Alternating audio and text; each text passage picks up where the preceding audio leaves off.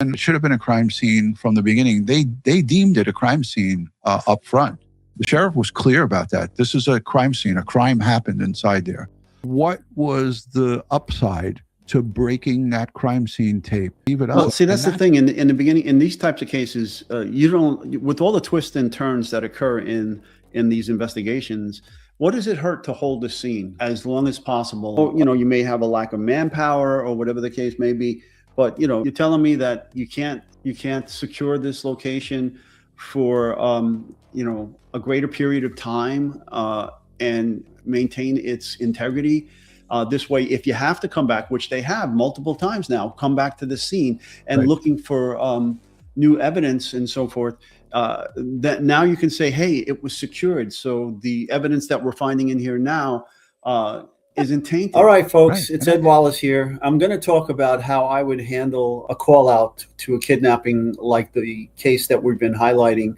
So first of all, upon call out, all right, I would gather as much information over the phone from the persons calling for a crime scene response, getting as much detail as they have at that time, understanding that this is preliminary information and that the information is probably not going to be as accurate as it could be.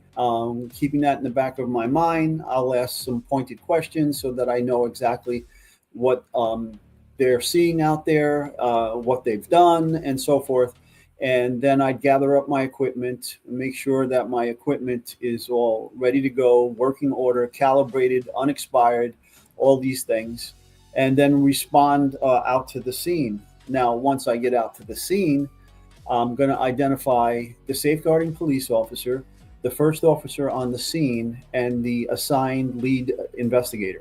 And then we're going to have a briefing. I'm going to interview them and gather all the information about what they've done, what interviews they conducted, what was said in these interviews, any alterations to the crime scenes that they've made, what they saw, what they heard, what they smelled when they originally arrived on scene.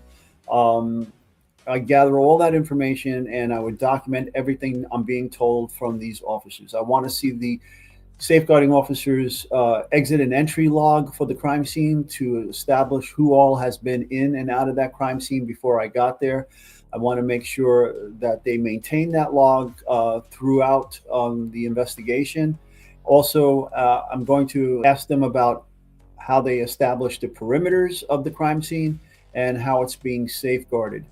With that said, after the initial briefing, we're going to make a determination if any specialty units are needed to assist with this investigation. I'm going to establish whether or not I need to bring in a second crime scene team, maybe split up the duties here where one team does the exterior of the location and the other team does the interior of the location, because this is quite a large crime scene, exterior and interior included. That said, I'd make the phone calls for supervisors from the crime scene unit to respond and then also bring additional personnel and manpower. I would ask the lead investigator to assist with getting potential searchers to come out to the crime scene to help with the exterior search of the crime scene, and then have them on standby. I would ask for specialty units like K9. I want a cadaver dog. I want a search dog, tracking dog to come out to the scene. I'd probably ask about lighting conditions and if we can have lighting trucks come out to the scene and post these lights so that when it gets dark, then I could continue the processing with the aid of the artificial lights. Also, I would ask for additional assets in the case to search sewers, septic tanks, water wells, things of that nature in and around the scene, and to hopefully get consent from the neighbors to search their septics, water wells, and things of that nature. That said, after that, I'd put my PPE on, get my notepad, have my partner alongside in his PPE. We'd do an initial walkthrough of the exterior of the scene. I want to know, and I should have established this in the briefing, whether or not the investigators have established how the suspects entered and exited this location. Okay, so I would gather that information during that initial briefing, and then I would do my walkthrough around the exterior of the crime scene. Now, be mindful, this is not a search, but I am documenting plain view evidence when I conduct this walkthrough.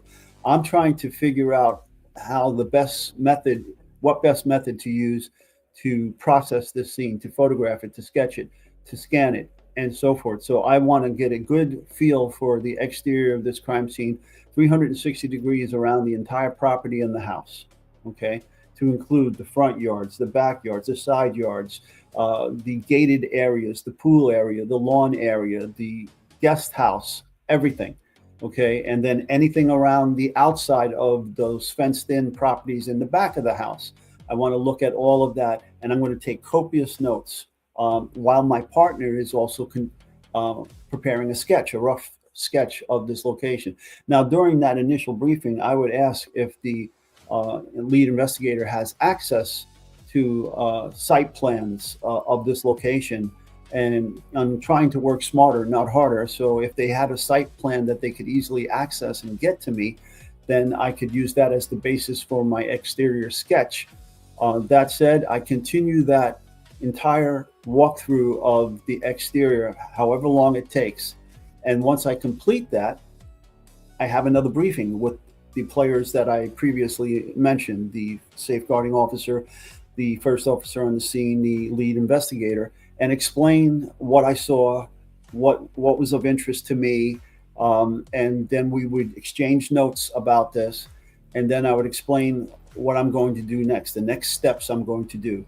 In this case, it's going to be the photography, followed by the 3D laser scanning. And then upon completion of that, I'll have another briefing. Any items of note, such as, the entry, where the entry was made into the location. Was it forced entry? Are there signs of forced entry? All of that has to be documented, photographed, sketched, measured, scanned, all of that. Now, once I've done this, I'm going to collect and package the plain view evidence and get that to the lab as soon as possible. So I'm going to collect, process, and package all of that plain view stuff. Now I'm going to grid the entire exterior of the location. I'm going to grid it, I'm going to zone it, and then I'm going to get those assets in, make sure they have booties and gloves at a minimum, then a mask as well. And then we'll do a series of line searches in the various zones that I establish on the outside. Each of the searches will have evidence flags, and if they see something of interest, I'll tell them to put the flags down. And once we complete searching that zone, I'll then inspect what they flagged to see if in fact it is evidence or something that requires me to collect, process, and submit to the laboratory. Then what's deemed to be evidence, I'll do a threat assessment on all the evidence, determine which evidence is most likely to be destroyed, lost, or altered if I don't get to it first. And then I'll place my evidence numbers down accordingly, rephotograph, enter all of this information onto the sketch, and rescan these areas, these zones. Then I'll collect, process, and package all that evidence. And then we'll continue until all the zones are complete. And that includes searching septic tanks. I'll have to get specialty units there to document, scan. I'll have the drone unit come up, and I'll have them take drone videos and photographs before I do any of what I just said. After my walkthrough, I'll have that established as well. We'll have to search the top of that house, the roof, and the guest house. Search if anything of interest is found up there, go up there, do the same photography, scans, collection, packaging, processing, all of that. And then once all of those zones have been completed, I'll have another briefing with the lead investigator and explain everything that we've uncovered, everything that we've done, look for new information from the investigator. Maybe they interviewed a few more people, did, as we call it, canvassing. Maybe they uncovered security footage from neighbors' houses, or maybe stores or traffic cameras, or whatever the case may be, and see if there's any additional work on the outside of this property that I would need to do based on this new information. Again, we'd get those dogs out there too. As I said, the canine dogs. We'd have the trackers and we'd have the cadavers. Now, while I'm doing the exterior, if we had a second crime scene team, they're going to be basically doing everything I just said on the outside, on the inside, okay? And doing all the work that's required on the inside of that crime scene.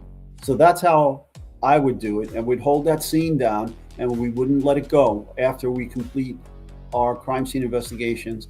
We'd still hold the scene for however long it takes, because as they said, as new information comes in, it may require return by the crime scene team to search and look for evidence. It's so frustrating because, you know, you look at this and you teach this stuff. There's national standards to follow.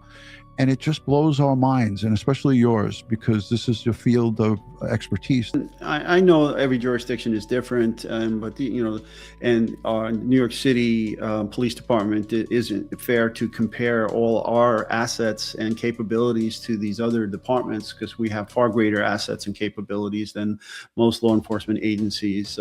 So everything that would have been needed to be done in that septic tank, we could have done in-house, all by ourselves, without having to call a septic company or any of that other stuff. And so we're very different, but that doesn't mean, okay, if your agency doesn't have those assets, you know, that you can't get them with a mutual aid agreement, or ask the feds, who definitely have those assets, to come in and assist with this as well.